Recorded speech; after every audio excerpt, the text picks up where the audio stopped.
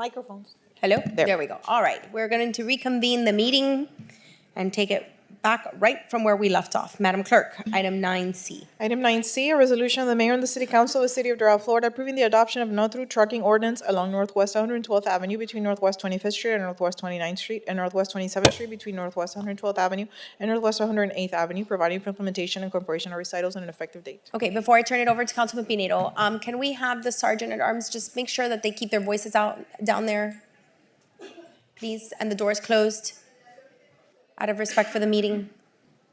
All right, thank you very much. Councilman Pinedo, this is your item. Thank you, Mayor.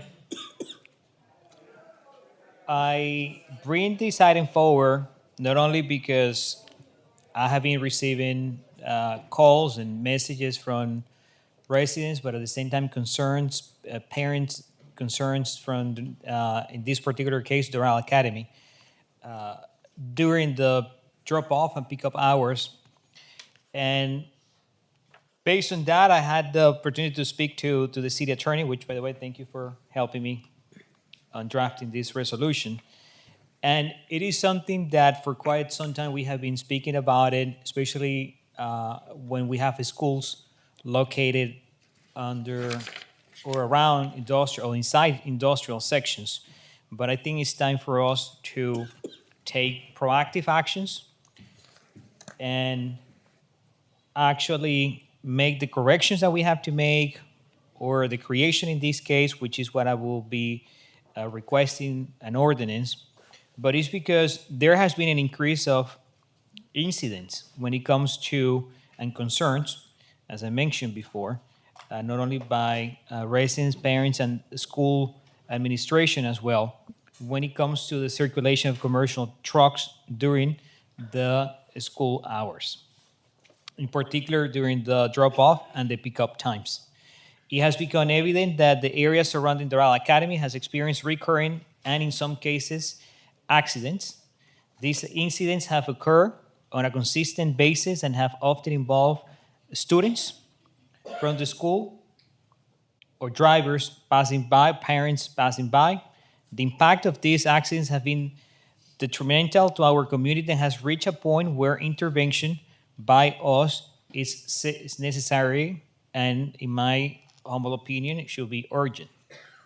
After conducting research and consulting with the city attorney, what I seek is to establish a well-defined commercial trucking access hours that will restrict truck circulation during school drop-off and pickup times throughout the school week. The purpose of this measure is to mitigate the risk of future traffic incidents and to prioritize the safety of our students, parents, and pedestrians in the area. Of course, for the clarification of traffic rules, violations of possible citations will be established through a formal ordinance, and this ordinance will clearly define restricted hours, designated zones, and relevant vehicular classifications. In addition to this, implementation of this measure will be supported by a comprehensive public awareness campaign carried out through coordinated efforts between the Doral Police Department and Public Affairs Department to ensure proper dissemination and understanding of these new traffic regulations. And the reason why, and after speaking to our city attorney and the administration, the reason why we're starting with Doral Academy is certainly because it's the one, as you can see some of the pictures, the one that has been probably the more regular concerning school in the area, but we also have, hopefully in the future, consider other schools that are located inside the industrial zones.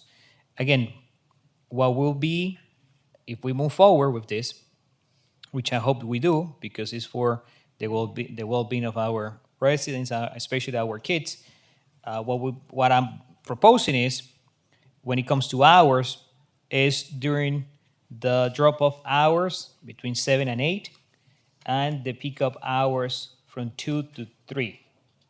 And again, this is only right now in the by the Doral Academy, 112th Avenue between Northwest 25th Street and Northwest 29th Street, and between 27th Street and 112th Avenue, between 112th Avenue and and 8th Avenue. So there's going to be a number of industrial businesses in that area that, of course, we're going to have to involve in the conversation. But again, hopefully we can work this out in an amicable way, that they understand the need of during these specific hours. Again, from my recommendation will be from 7 to 8, especially after speaking to the parents and the school administration, 7 to 8 in the mornings and 2 to 3 in the afternoon.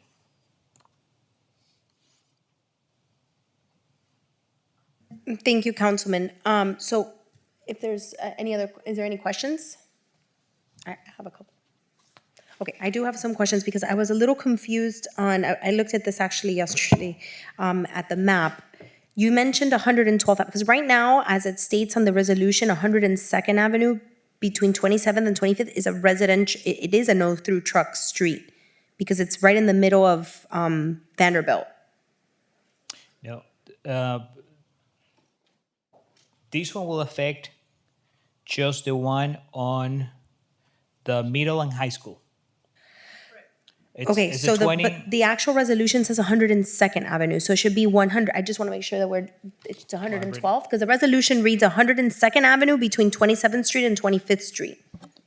That's correct, Mayor. There is a typo on It's a typo, on the resolution. yes. Okay, I just It's a- wanted to make sure. So we're looking at 112th Avenue. Correct. And 108th Avenue. It should be 112 between 25th and Right. 27.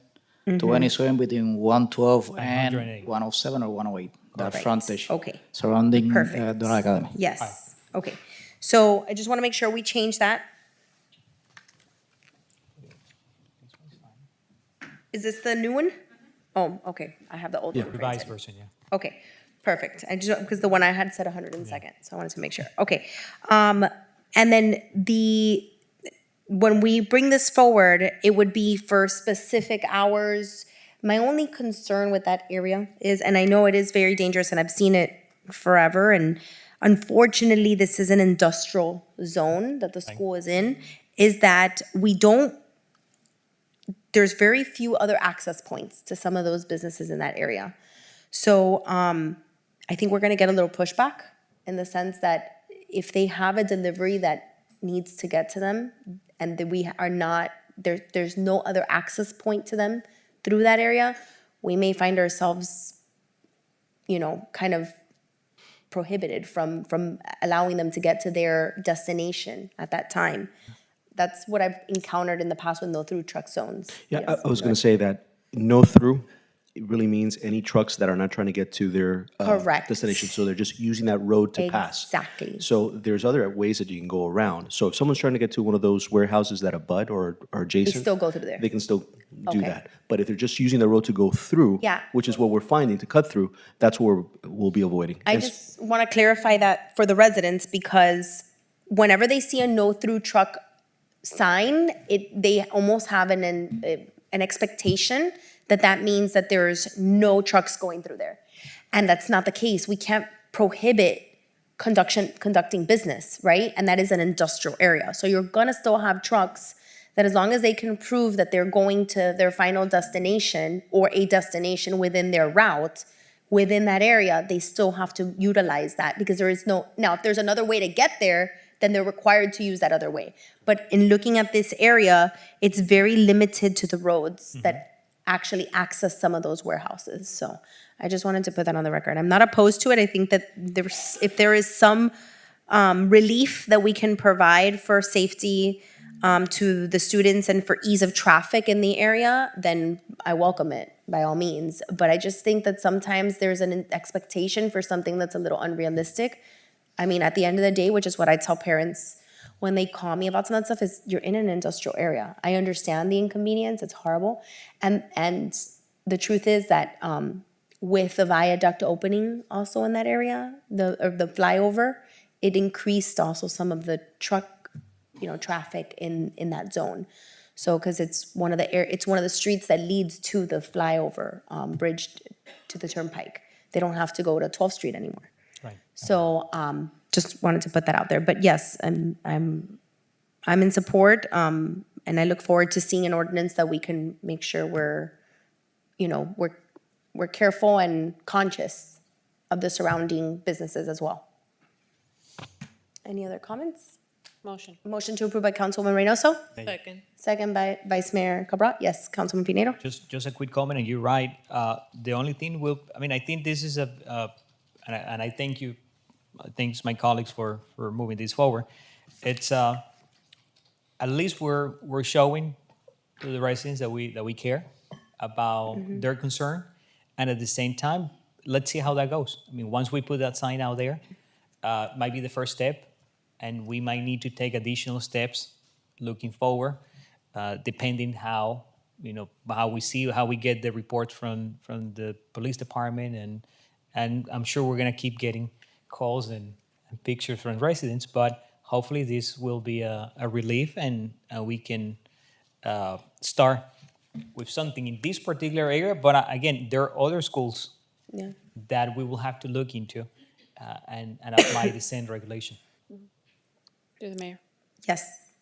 I think just continuing the comment that Councilman Pinedo said, as a council, we do what is allowed or allowable for us to do within the rights and the powers that we have. So I think this is a great example of us doing the most that we can with the authority given to us to overlook and see if there's any positive change in protecting our children, helping with the traffic situation there, and it's really the most that we can do with the allowed authority that we have. So I'm in support of this. Thank you. And I think it's a point that we have to make for the residents to understand the limitations of what we can do as council here as well. Yeah, and with that being said, I'll just mention also, there was a time where it was put into our code to further restrict schools opening up in industrial zones, and we were preempted. We cannot restrict Right. schools opening up in these zones. So, a lot of families will say, well, why did that get approved there? Well, our hands are kind of tied to limitations on that. So it's something that we need to, because when we take actions like this, sometimes it just welcomes Tallahassee's preemptive legislation, which is not what we want. So we want to make sure that we don't strangle free commerce. And so that's very important. All right, Madam Clerk? Motion to approve made by Councilwoman Reynoso, seconded by Vice Mayor Cabral. Councilwoman Reynoso? Yes. Vice Mayor Cabral? Yes. Councilman Pinedo? Yes. Mayor Fraga? Yes. Motion passes. All right, wonderful. All right, we pulled item 9D, so we're moving to 9E. Madam Clerk. 9E, discussion, proposed solar streetlights Northwest 82nd Street from Northwest 107th Avenue to Northwest 114th Avenue. Madam City Manager. Yes, good morning, Mayor and Council. We have the Public Works Director, Carlos Arroyo. He's going to speak to you regarding this item and the options that we have before us for solar power or wiring for this particular area. Thank you. Morning, Mayor, Vice Mayor, council members, City Manager, City Attorney, City Clerk, members in the public. Carlos Arroyo, Public Works Director. So the Public Works Department continuously looks for ways to improve services and the city's infrastructure to provide the best possible level of service for the community. Northwest 82nd Street between 107 Avenue and 114 Avenue currently lacks proper illumination. So as such, the department commenced to perform research on solar infrastructure for the possible implementation of a solar streetlight pilot program along the corridor. While performing research, the department was approached by two solar streetlight vendors from Roche Lighting America and Cell Solar, offering their services and products. Proposals were requested from both vendors to provide solar streetlight infrastructure for the mentioned corridor. Both vendors were asked to visit and analyze the site to provide a proposal. Each vendor performed a photometric analysis in the corridor and provided preliminary proposals based on their analysis and products capabilities. Sales provided a proposal for 19 dual arm poles and 17 single arm poles for the area, totaling 36 light poles. From Roche provided a proposal for 9 dual arm poles and 14 single arm poles, totaling 23 light poles. The preliminary total cost provided by sales is $366,000 approximately, and the preliminary total cost provided by from Roche is $191,000 approximately. So staff is presenting this item as a discussion item to get the council's input and direction and to allow both vendors to present their products and proposals. From Roche Lighting and Cell Solar are here to present their equipment and proposals to provide solar street light along the mentioned corridor. and to answer any questions that the council may have. So city staff seeks council feedback and direction on whether to proceed and which approach to advance. So we have Von Roche. They're gonna be presenting first.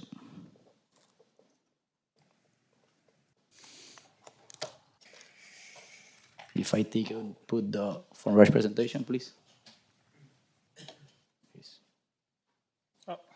Here's the clicker. That's the one. Thank you, Carlos.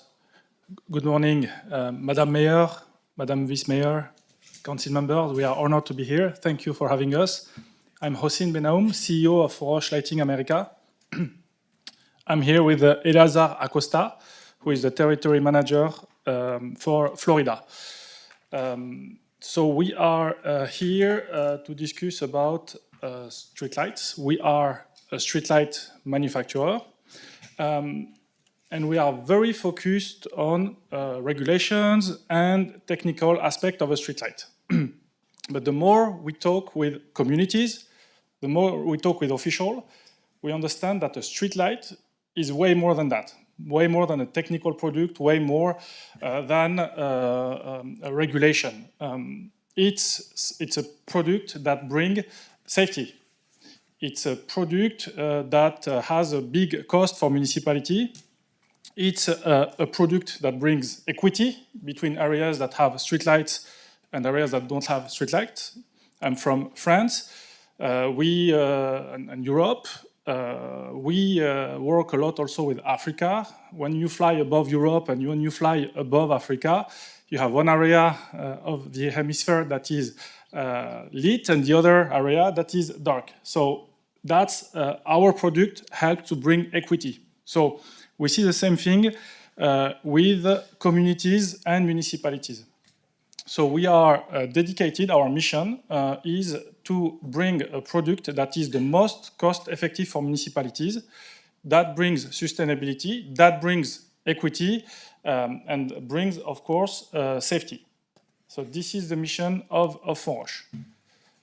So I will just start with a very general presentation before going to the project in Doral. But we've been in US for about 5 years. The company exists since 2010. We've been in US for about 5 years, and we are working currently with 500 municipalities across US. We started in areas where there was a lack of electricity, lack of infrastructure, like Native Americans areas. And today we are in the heart of Las Vegas, in the heart of Los Angeles, Denver, New York. And I'm very surprised to see that Florida has very little solar streetlights because you have everything that is needed. A lot of sun, a lot of irradiation, some rains to clean the solar panels, which is very important. And hopefully we are here to bring a little bit more education on this product. So, wrong direction, sorry. So since we started about 18 months ago in Florida, we are currently working with about 30 counties and municipalities. Most of them are pretty much either on the north side of Florida, either on the south side of Florida. But we had the opportunity to experience the weather in Florida, your storm. You had some issue with hurricanes. So we are very aware of the issue that we can have here in Florida. So why installing solar streetlights? First, it's very quick and easy to install. A solar streetlight doesn't require conduit, doesn't require any wire, and it takes about 20 minutes to install from the beginning. You plant it like a tree. So you don't need the utility, you don't need anything. You arrive, you dig a hole, 5-foot hole, you plant the light, you let the cement dry, and the same night, the light will work. So it's very reliable because it's not connected to any wire. There is no wires, there is no utility connected to it. And of course, because there is no utility, there is no bill linked with that. You acquire a street light, you are not paying any monthly bill or whatsoever. You are free. It's your street light. You generate your own energy to power your own street lights. And of course, it's sustainable because it's 100% solar, powered by the sun. So when it comes to Florida, our poles have been rated for 180 miles per hour. So in case of, God forbid, there is a very strong winds, we are very familiar with that, and our system can resist to this type of storm. All our systems are connected. So what we want to do is to be proactive. We don't want to have the community come to us or come to you and tell you a street light is not working. If a street light is not working, we have the information. Instead, as you can see on the green dots, if a street light has an issue, if a street light is not working, it turns red. We know there is an issue with the street light, and we see if we can fix it from a remotely, or if we can fix it, or if we have to come on site. So when it comes to street lights, there have not been much of innovation since Thomas Edison. And I'm saying that because since Thomas Edison, the way we bring electricity to a light is through a wire. What we offer in our system, it's a wire-free system.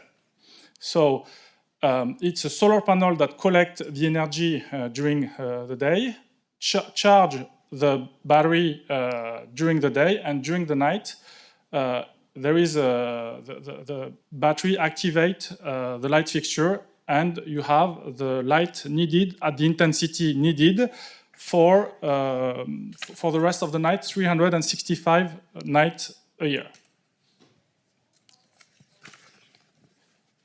So now, if we, the way we do, so when the Public Works gave us the instruction on Northwest 82nd Street, we performed the photometric study. So that's what I'm showing here. The street is obviously dark. We make some simulation on how many lights and what the height of the lights needs to be. And we say, okay, we need 22 street lights with this model, with this height, and this will do the job as per the regulation. For Doral, Northwest 82nd Street, we offered a model called Opera, which we suggest because of the area, because of the trees, and we try to offer a very elegant model. We call it with a color called Queens and King. So it's the color kind of change depending on the day. If it's cloudy, it's more bronze. If it's sunny, it's more towards the purple, and it fits perfectly with the Northwest 82nd Street. So this is a mock-up for the street, what it would look like. And I know the taste, you know, I can say it's beautiful or whatever. We suggest this, and of course we can make some adjustment based on your test. And I think we will share the information with you. But pretty much it would look like this. It's very close to the reality. And during the night, it's going to look like that, with a 3000 Kelvin warm light, with a lot of uniformity to avoid some dark spot, and to avoid to have lights that are too bright, more lights toward the blue, which is not really healthy. What is recommended by Dark Sky, it's to be close to 3000 Kelvin, 2700 Kelvin. So we offer that. That's it. I don't know if you have any question. Oh, yes? Thank you. Good afternoon. So what I wanted to say is that we actually we gave Carlos the opportunity to try one of these operas that we're going to be putting potentially, if you guys want to, in Northwest 82nd Street, and it's actually here in the back parking lot here at City Hall. So you know after this you have the opportunity to go check it out and see it in person and see it live too. And the purpose of that was to really not only not have you guys take our word for it, but really be able to have a proven concept and something that it's tangible for you guys to be able to utilize and look at. So thank you. Thank you. We'll hear from the other presentation, and then we'll do questions at the end. Okay, thank you. If I take a put sales presentation, please. We have here Rafael.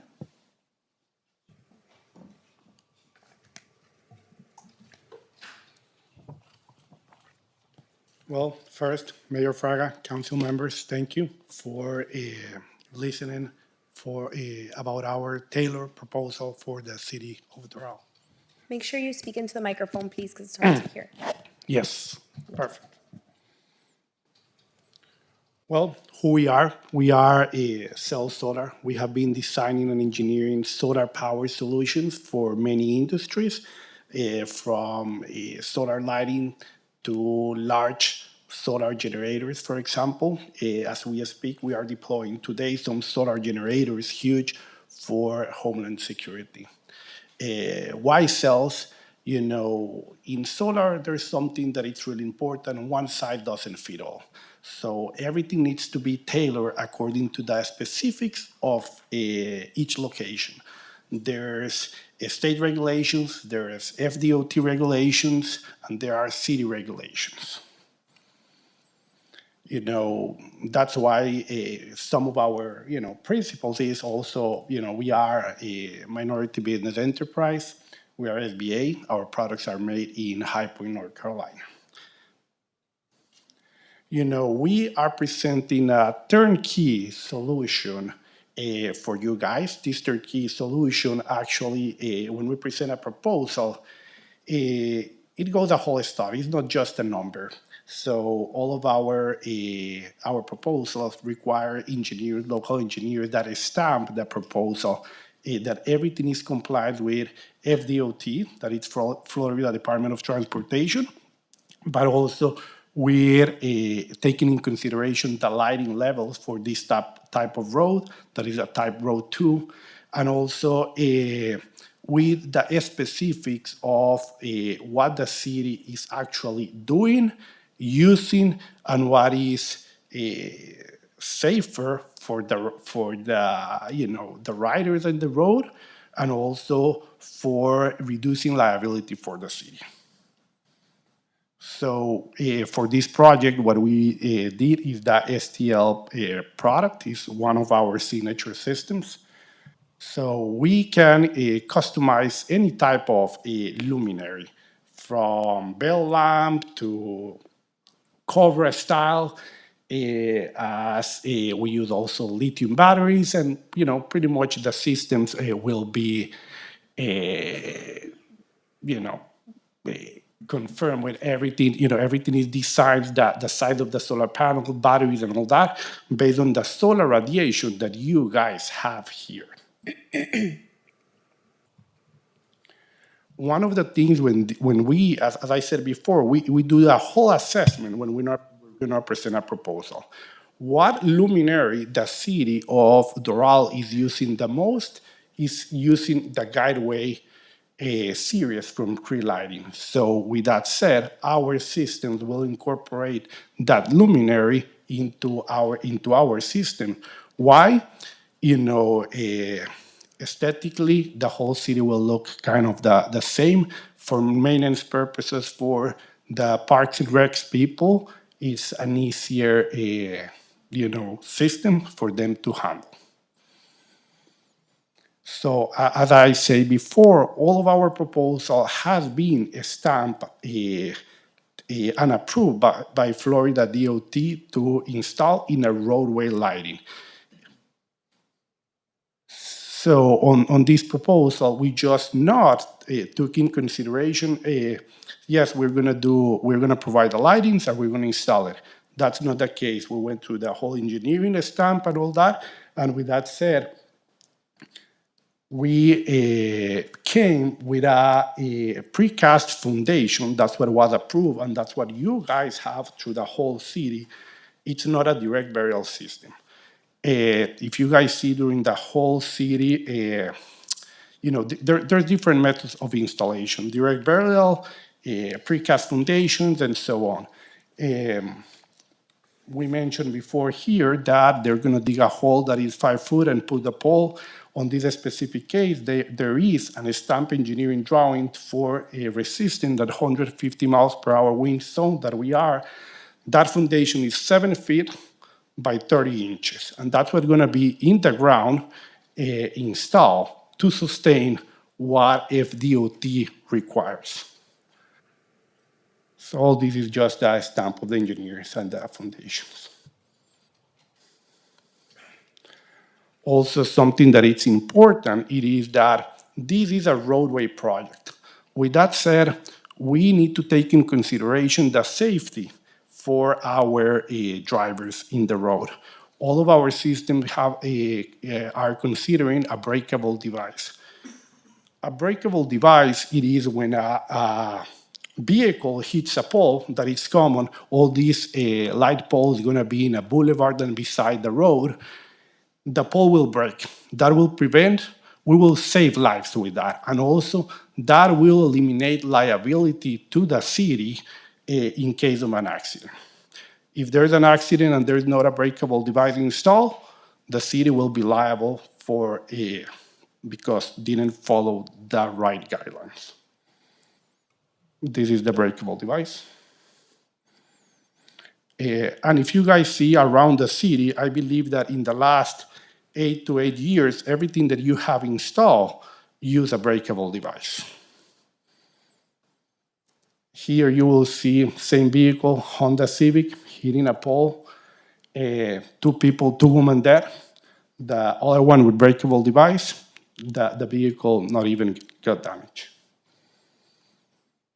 We also did, we also did our photometrics presenting what, for the specific road, what FDOT requires, and that's why we came with the amount of luminaires that we're going to install. Our system, we also have a platform management. That platform management will give you the city members or the city who's going to be in charge of maintenance. They're going to be able to see the health of the battery, how much solar collection we are receiving. Everything's going to be GPS located, and they are going to be able to control, dim down, or the whole project, or a specific light. If there's a neighbor that says, hey, this light is shining into my window, hey, we're going to dim down that light, and Carlos or his team can do it remotely from his office. So it's also, this is just a little bit information about how it looks, the system. Also, it gives you all the lamps, how they are on, off, the dimming, all the information. Also, our systems, because we do solar power solutions, also we can incorporate surveillance. If you see in here, there's one lamp taking a picture of another one that is underwater.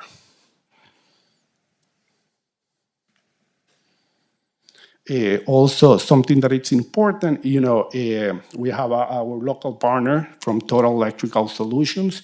They have been here in Doral, 10 minutes from here, for the last 14 years. So our system complies with all FDOT regulations, is installed for taking in consideration also the sandy layer that you guys have here, a direct burial pole. It's not safe to install in these areas. Also that it's, I think and this is our proposal that we are presenting. I would love some questions. Okay, thank you very much, both companies. Do we have any questions? I'll start. I do have a couple. All right. So I did review the proposal and the memo presented by staff to take a look at what was being proposed. First, taking into consideration a traditional lighting, option, right, which would be connect with hardwire, FPL. I realize that this proposal or this estimate was done in 2021. But to do 13, so the proposal of a traditional hardwired corridor would be 13 poles at 228,000, assuming that's probably going to go up a bit, and that has no infrastructure, basically a cost associated with it, which means the actual preparation of the groundwork, possible easements, all of those Correct. things that we would need, right? That example was a widening of 112 Avenue, so there was no sidewalks that you had to like re-pour, any trees that had to be removed. That was just like virgin ground where that system was constructed. And yeah. a full traditional lighting system, you would have a lot of groundwork that would need to be done. So you're looking probably much higher cost. And then the ongoing cost of FPL, correct? Yes. Especially with the existing infrastructure in the area, the sidewalks, the major trees, so yeah, So that's why solar was taken into consideration. correct. And also it's faster, the installation. Correct. Okay, so now looking at the two companies that have been proposed that you have had conversation with. To my understanding, and I may say your company name wrong, Fonarch? It's good. Fonarch? Okay. Fonarch had an opportunity to install a pole, which I've seen. I've gone out there and seen it myself. I've gone a couple of nights to take a look at it because this is something that I've taken an interest in for some time now. Was Cells given an opportunity to install a pole? We had some discussions about that. Was it installed? They haven't. Okay. Did That we was pay? last week, right? Last week or the week before? Yeah. Okay, but you had a conversation last week. But this pole has been installed for almost a year now. No, like a month. No, it's been much longer than a month. It's been a lot longer. It's been at least half a year. Yeah, like 6 months, because I've been going out there looking at it for some time. Did we pay for any of that? We did. Yeah. We did? Yeah. Okay. Why wasn't Cells given an opportunity earlier on? So Because we we could see had the difference. we had first approach from them, and then we had sales approach us at a later time. Okay. So that's one of the things that I potentially may want to see come out of this, okay? Just so we have a clear distinction. The prices are not that far off. And that's a question I do have for Cells. So the difference in cost with Cells is about $156,000. But what I noticed is that you're proposing much more illumination than Fornash. Yes, Mayor Fraga, and it's not just that, it's also more luminaries and also it's the installation method that comply with everything that you guys are doing through the city. And that was my next thing. So there was two things that stood out to me as well. We talked about FDOT regulation. So the proposal that you all have is up to FDOT standards. Yes. Is yours up to the FDOT standards? Do you have FDOT approval? Yes and no. Okay, I don't like that answer. It's a yes or a no. Okay, so, Please approach the podium. yeah, thank you. So here's the thing. No one has FDOT approval because FDOT does not have an approval for solar streetlights. Their only approval they have is for grid lights. So what we do is we focus on their recommendation. If we have this type of road, we need to have this type of illumination on the ground. That's what we have done. We took the recommendation from FDOT for the illumination on the ground, and we submitted the design as is. This being said, this road, Northwest 82 Street, it's not an FDOT segment. So you don't have to follow their recommendation, and there is no specific requirement based, you make the requirements actually. You, the city, make the requirements. So a lot of municipalities in Florida follow the guidance, and we have no reason not to follow the guidance, but there is no solar streetlight company approved, and I made 2 or 3 times the trip to Tallahassee to try to get something going. No one has a solar streetlight approval as of today, madam. Okay, so thank you very much. So that being said, and understanding it's not an FDOT road, but it is a high trafficked road for us because it is in a highly dense residential area. And so if there are standards that have higher safety measures, I want to follow them. And it should be our policy as a city to follow them, whether it's an FDOT road and whether we need to meet those exact requirements or not. I want to meet the highest safety requirements. So your quote also has 2 installation options, which was a direct bore, and then you included the precast foundation breakaway pole. So you can do one of the 2. Yes. My understanding is your price could be significantly less expensive because you offer the direct bore option. But yes, Yeah. I mean, it's here. I see it. It's in black and white. Can I explain the difference between both? Yeah. So the one we have back here is direct bore. Yes. Yes. So No, I know what the difference is. I'm familiar. So we install close to 10,000 solar streetlights in US, including highways for TxDOT, like big highways. This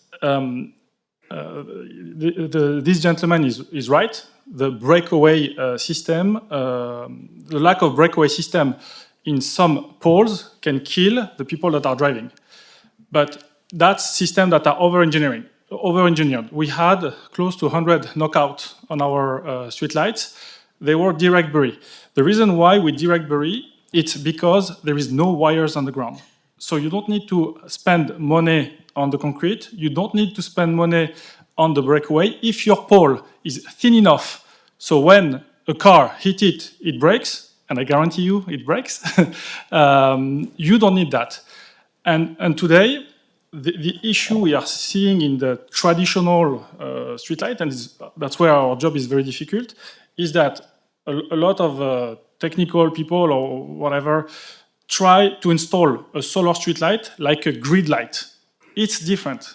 It is different, and for us, putting a foundation, putting the breakaway is just additional cost, and it's useless. But if we don't want to be more king than the king, and if the customer asks us to do that, we do it.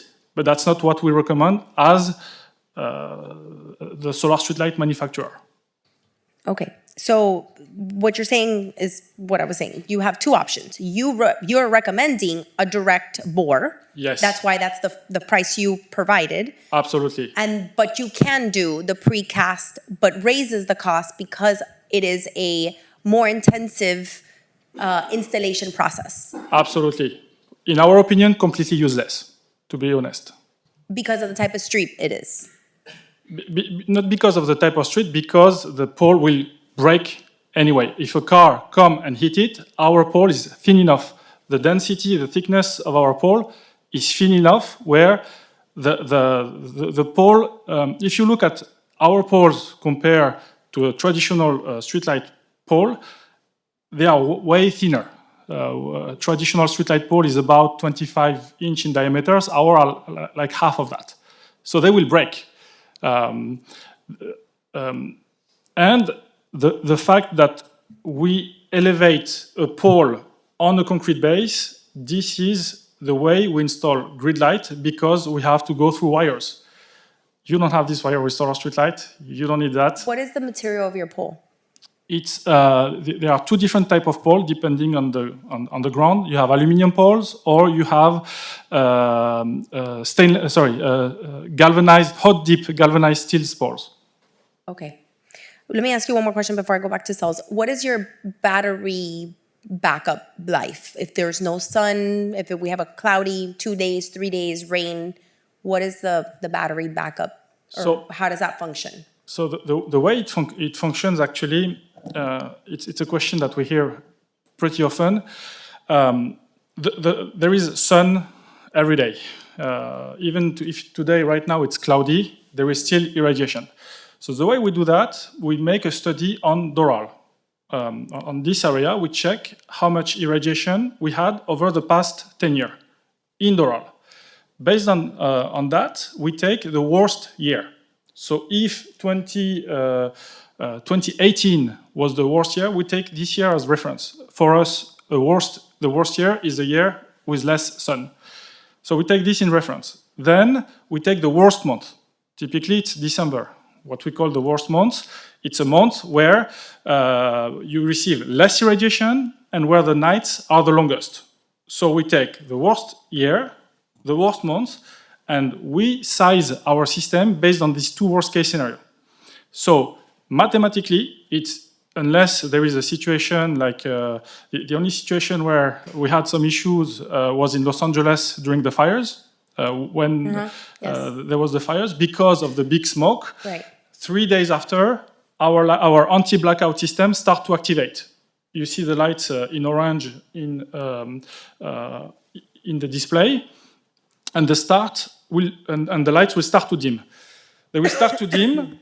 It works just like, I would say, a human body. A street light is supposed to receive a certain amount of light. If this amount of light is not received, there is something wrong. So the light will say, okay, let's wait 1 or 2 more days. I still don't receive the amount of light, and it's worse than the worst case scenario. What is going on? So the system will put itself on a starving mode, just like human metabolism. When you don't get food, your metabolism will slow. So visibly, it will be difficult to see, but the light will start to save some energy and so on. So it's not, I can answer, and I know you like direct answer, tell you, okay, you put a blanket on the light, on the solar panel during 5 days and you will still have light. Yes, but it's not really how it works. It's based on how much how much irradiation I receive, so how much consumption.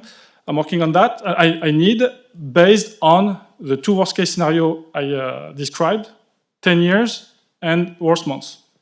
Okay, right. One last question. Your product is made where? Are you local? So our product is the brain and the heart of the system is made in France. Okay. This is where we started the activity, but our US headquarters is in Fort Worth, Texas. Okay. So it's assembled in the US. The light fixtures are assembled in the US. The system is programmed in the US. We are transitioning the assembly of the energy box in US, but we're not there yet. So any system received, installed until probably October 2026 will be made in France. On the energy box. And you have a local office? We have a local office here. You have a representative? Yes. No, we have a local office in Orlando. In Orlando. Okay, perfect. Thank you. Thank you, madam. Okay, so I had asked the question of the discrepancy in the amount of lights. Yes. Yes, the reason the discrepancy is because we follow a DOT. It's hard to hear you. Sorry again. So that's based on the luminaries that we are using. We are using the signature lights that you're using through the whole city, and we did our photometrics based on that. So that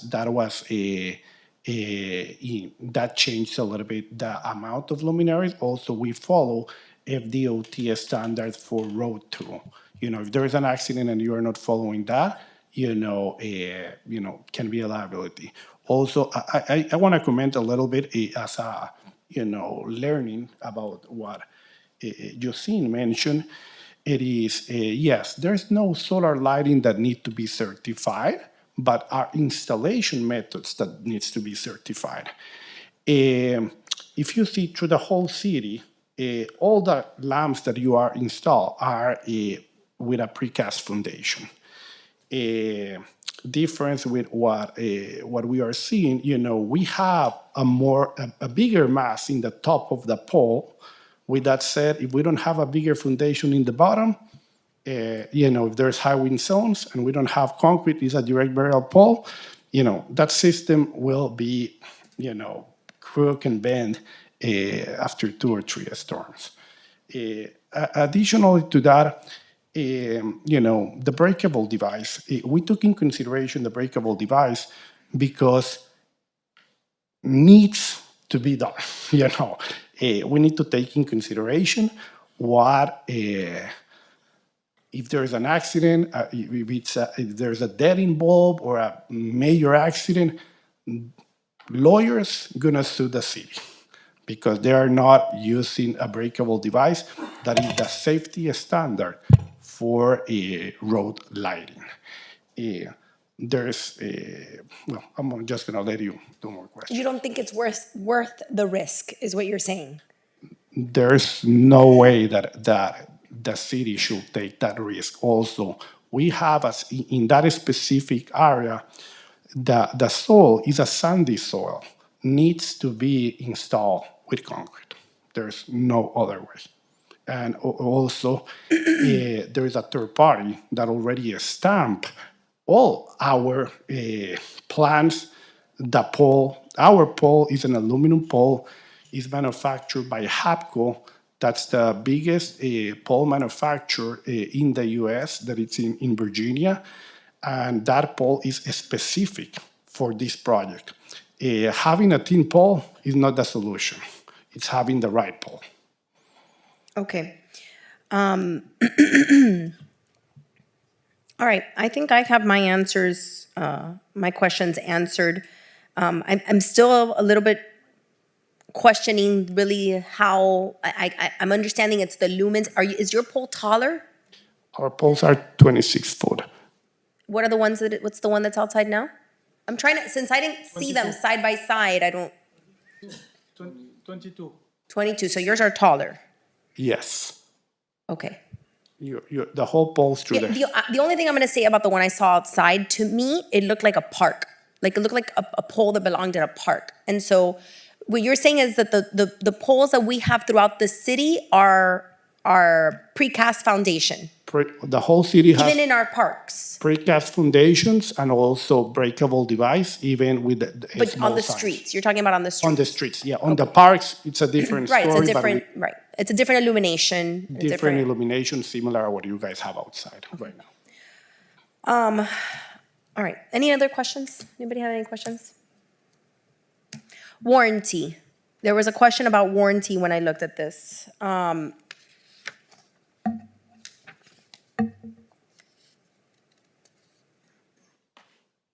Can you comment on your warranty? Oh, here we go. Cells, proposal 5-year warranty to all components. And Franach's proposal is an 8-year warranty.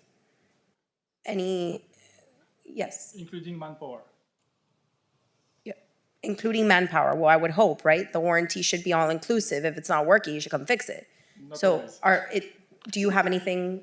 Well, you offer 5-year warranty. In our systems, if there's a need that we need to extend the warranty, we definitely can evaluate that. But on that proposal that we present, we put a 5-year warranty that it's the standard in the industry. Okay, and you do have a local office. You said you're We right do. down the street. We do, like 10 minutes away from here. Okay. All right. My questions have been answered. I don't know, anybody else has any questions? Yes, Councilman Pinedo. No, just a quick comment, Mayor. Following up on your comments and questions, has the staff conducted a life cycle analysis, including maintenance, replacements? I mean, comparing both companies. We have the cost. We but haven't. Looking beyond, We just look at the cost and the Right. proposals, yeah. is that I think that will help as well to. I think to the understand warranty is whole- what covers that. Right. You have the warranty. So, I mean, at the end of the day, this is solar lights. So you may have to have replacements 10 years from now, but an 8-year warranty is It's a lot, substantial for this cost.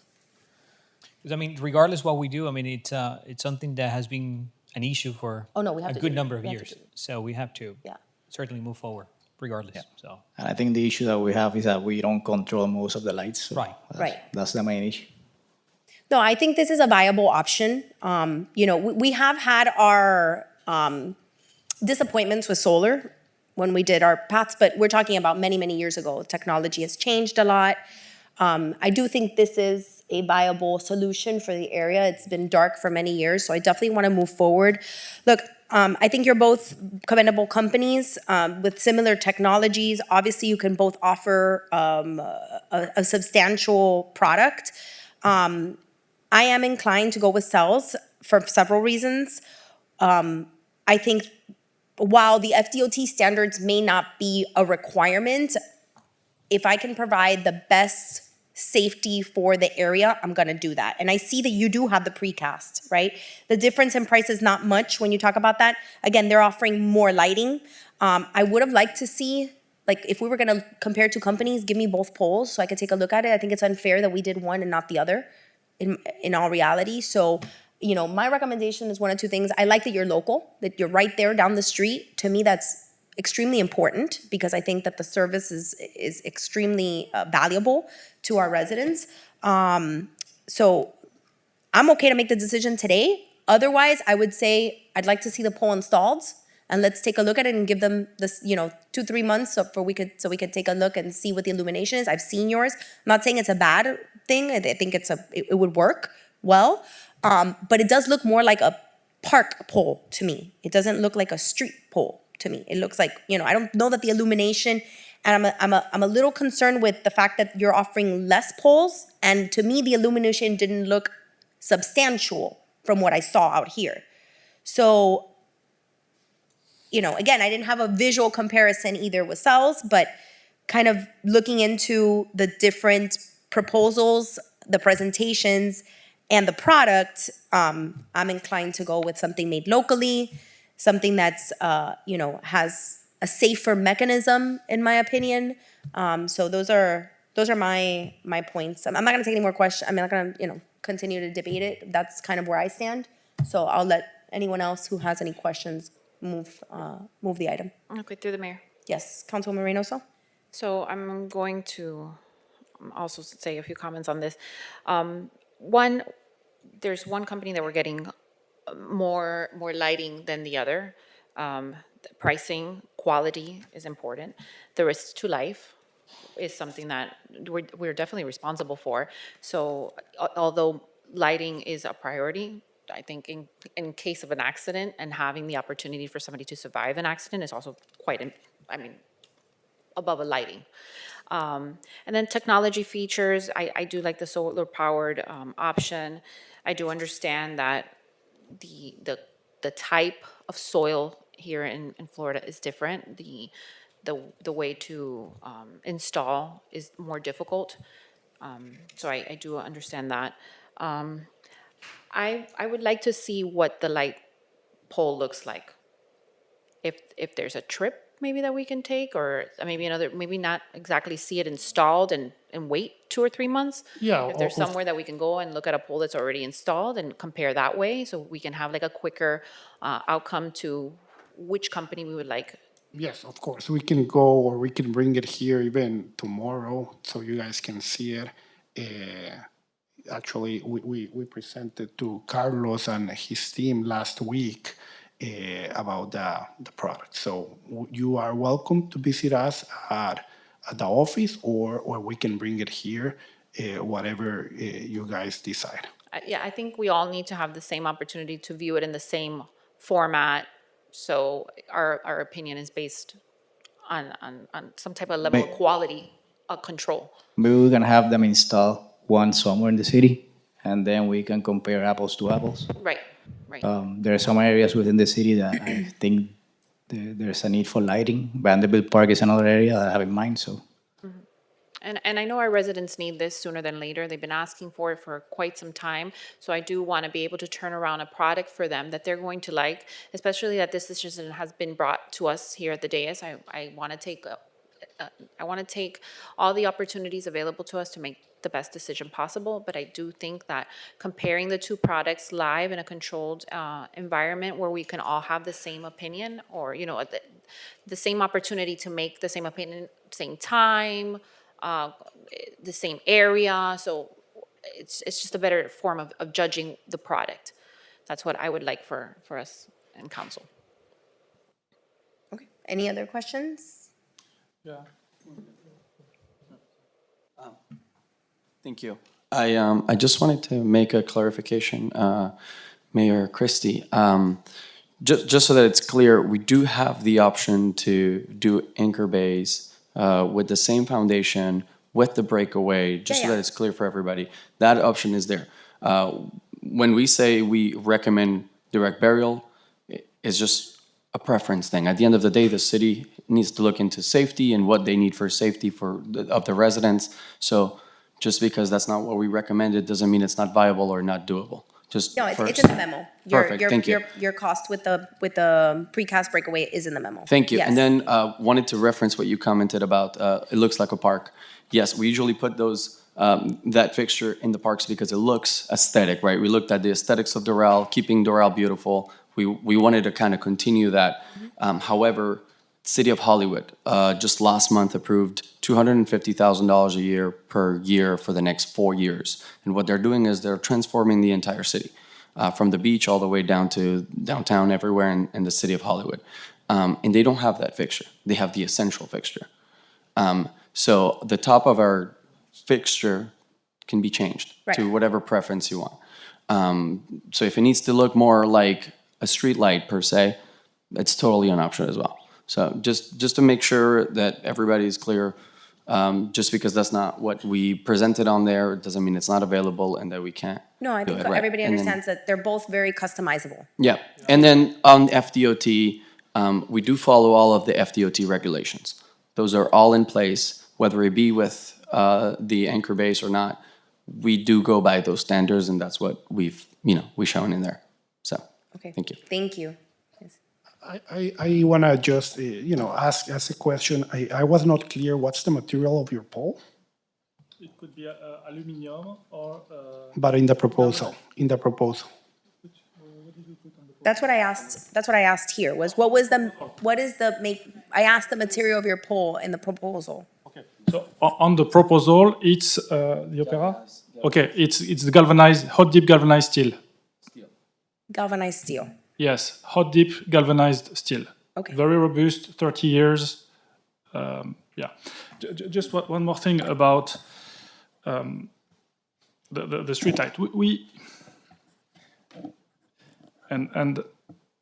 I'm very respectful of your feedback. And for me, I've been doing that for like 5 years, and I've been to all the states in US. There is an impression when I said that the streetlights did not change since Thomas Edison.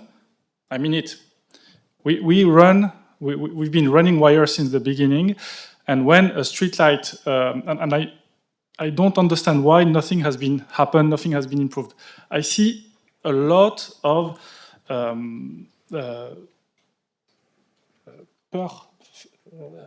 fear from the municipalities to disrupt, and I agree with you. Safety is our top priority. We don't install streetlight to kill people. That's not what we do. However, we need to disrupt that. And in my opinion, if we have a product, if you have a brand new iPhone, a brand new smartphone, and we tell you, okay, I don't trust the battery, so I'm gonna keep it plugged on a wire, we don't use the benefit of the smartphone, So I assume the fact that we don't want to put that many poles, that we want a very nice light that is uniform, with a lot of uniformity. And these lights, in the proposition we made, they are 30% of their capacity. You want more light? We click on 2 buttons, you have 20% more lights. There's no problem. The only thing is we think you don't need that anymore.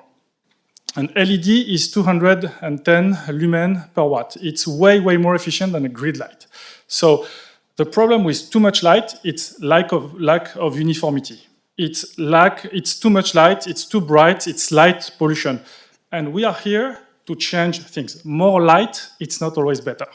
And yes, we lost many deals because we assume the fact that you don't need breakaway.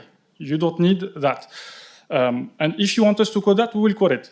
But we are 100% sure that the future of solar streetlight all over US, all over the world, it's not the base, it's not the concrete base, it's not the breakaway, and it's not being have fear that because I'm not doing things like 70 years ago, that what we are offering it can kill people, And you can make your due diligence on us. Foroche has never killed anybody, God forbid. We actually will bring safety. We're here for that. That's our mission. So I just wanted to clarify that. Thank you very much for your attention. Appreciate Thank it. you. Yes, all right. I'm just gonna address something. Tin galvanized pole, as they mentioned, tin and galvanized, it will rust and will disappear. We are in a saline environment, and the only poles that stand the saline environment are aluminum poles. Okay. All right, so what are we gonna move forward with? Because we have to have a decision, and I don't want this to be prolonged for another 6 months. Ideally, I would like to see this area be illuminated this year. That's the the priority and our goal. So we can move forward in having them install a light in the next month, and we bring this back in March, and we make a decision based on looking at both of the polls independently, or we make a decision today with what is in front of us. Taking into account, again, the proposal of both and the product that's being offered, and we move forward. So We can bring Through the mayor. we can bring a luminary to you guys, the solar panel and all that for your evaluation tomorrow. We have it here for your revision. We didn't want to bring it today because I don't think it was the right way to present here, but we can do that tomorrow or Thank you. even later today. appreciate it. So through Yes. the mayor, I would feel comfortable putting this on for a later date and to have the opportunity to review what that light would look like. I don't think we would need to wait until March. I think February would give us enough time. The memo, their information was, I'm only saying because if they're gonna install it for us to actually look at it, I think there needs to be an identified location for them to do that, and I agree. it may not, I mean, I have one, so. you have one already? Okay, all right, well then, install it. Carlos, we and- trust. Install it and put it back in February and let us know where it's installed so we can go take a look at it. The one that Fornash has, it's back there, I don't know if any of you have noticed it, it's right between the Publix and the. In the little pathway. It's right in the little path right there right behind our building. So you can go take a look at it at night and look at what it illuminates. Question for you, he mentioned that you can control the luminaries on the light. Yes, you can dim down the luminary or anything like that. You can do that as well. Yes, one of the wanna make things is that the poles that we're gonna be using through the 82 Second Road are custom poles made from Hapco that will take, 3-4 months to finish the manufacture of the poles. Right. We can install that one with a different pole, but the luminary and the performance is gonna be the same. Just the pole, it's not gonna be exact as the one that we're gonna install in here, because that one was designed based with the stamp engineering drawings and everything from them. Also, that pole has a warranty of 50 years for selling environments like here. Okay. All right. Perfect. All right. I don't think we need to, do you need an action, or I think you all have direction as to what to do? No, Mayor, we'll go ahead and do the installation of the pole, and then you can, at your leisure, go and review it, all of you, and we'll bring the item back in February for a final decision. Okay, sounds good. Through the mayor. Yes. Is there a way that we can verify that each of us have looked at both polls, some type of log or anything that we can sign off? I think we have to hold ourselves accountable and go out there and look at it. Just make sure you email us the address. I'm telling you, I've gone out and looked at this one several times when I leave late, yes. So just make sure you email us the location and. Yes, well, Carlos, you will put together an email, just letting you know where both are. If anyone would like to go out with Public Works, I'm sure they can accommodate to send somebody with you. Absolutely. All right, great. Thank you very much. Thank you. We'll see you all back in February then. Yes. Thank you for coming to present. Appreciate it. Thank you.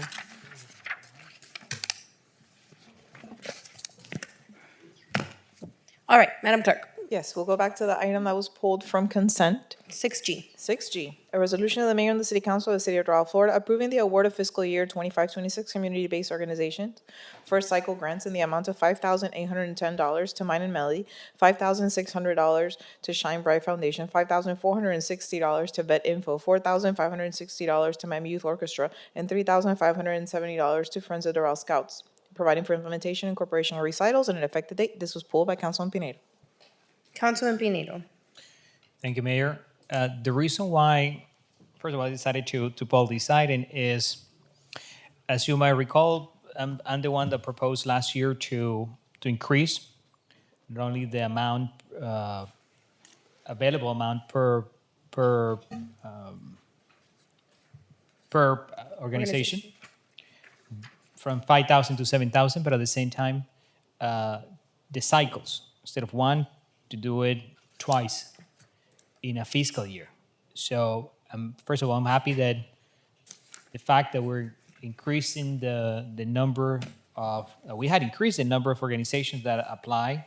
I know we had 14 organizations that submitted their application. Sorry. And that at least 3 of them are receiving above the 5,000 number for the first time. So I think I have to recognize that, because that was part of my intention when this was approved. We were with your support last year.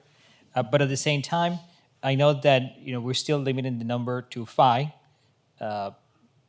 organizations. We have done in the past more than 5, depending when we review these numbers and the scores and all that. At the same time, part of that resolution, I know it was to review the guidelines and the processes, how this takes place. And by looking at some of the organizations and I'm happy that they're receiving this award and this grant and I know some of them are here, by the way. It's 2 of them are here. 3, I'm sorry, yes. So, but Mine and Melody, Shine Bright, Vet Info, the Miami Youth Orchestra, and the Friends of Doral Scouts, which they all do a great job. So thank you for being here.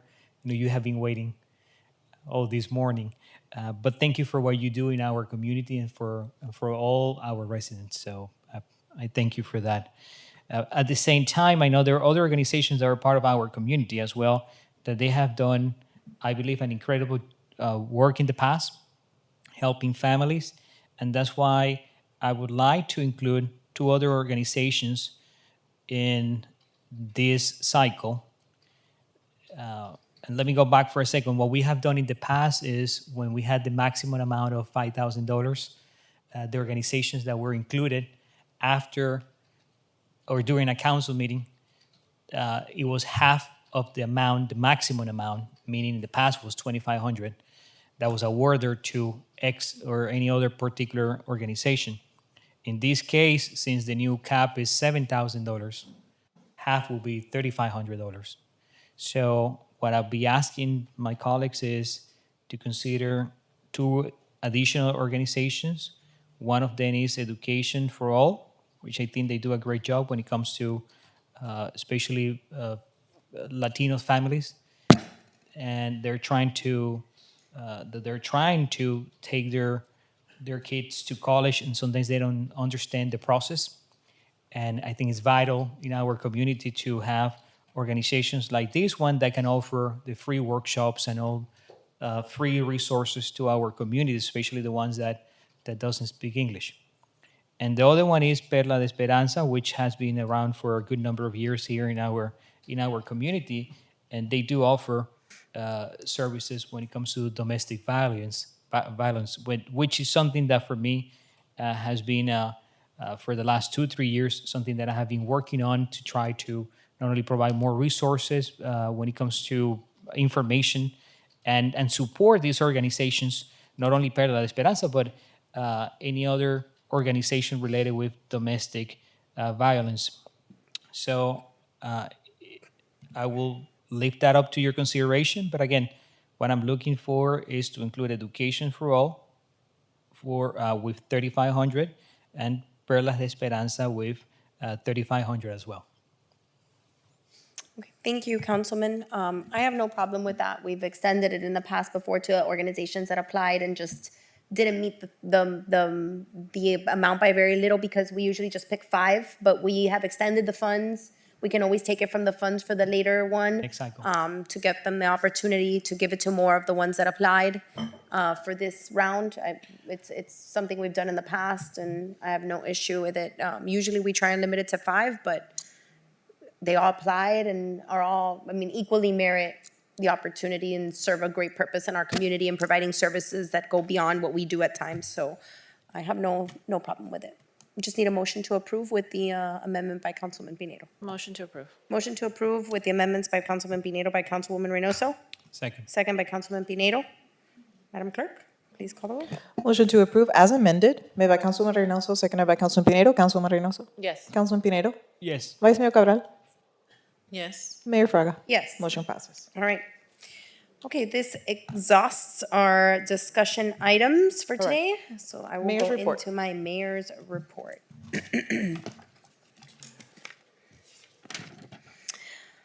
All right, so very briefly, I want to just, we went to Tallahassee, myself and Councilwoman Reynoso were in Tallahassee this week. We just came back yesterday and had very productive meetings.